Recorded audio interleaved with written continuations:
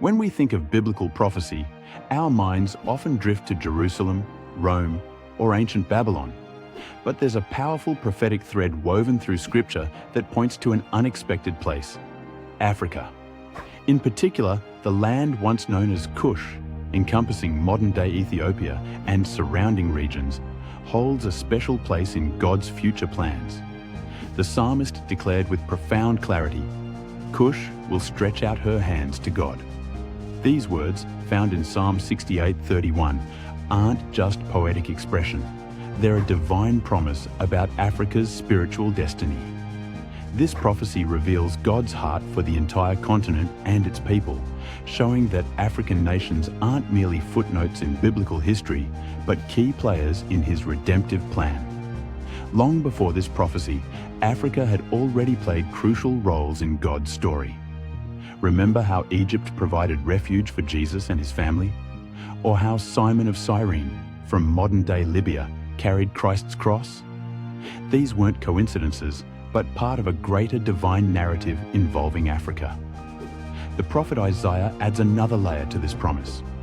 In Isaiah 11:11, he speaks of a time when the Lord will reach out His hand to reclaim His people, specifically mentioning Cush among the nations. This isn't just about the past, it's about future redemption and restoration. Zephaniah 3:10 paints an even more vivid picture. From beyond the rivers of Cush, my worshippers, my scattered people, will bring me offerings. This prophecy speaks of a time when African believers will play a vital role in global worship and mission. Today, we're witnessing these ancient prophecies unfold. Africa has become home to millions of Christians, with churches multiplying across the continent. The spiritual vitality and explosive growth of African Christianity isn't just a contemporary phenomenon.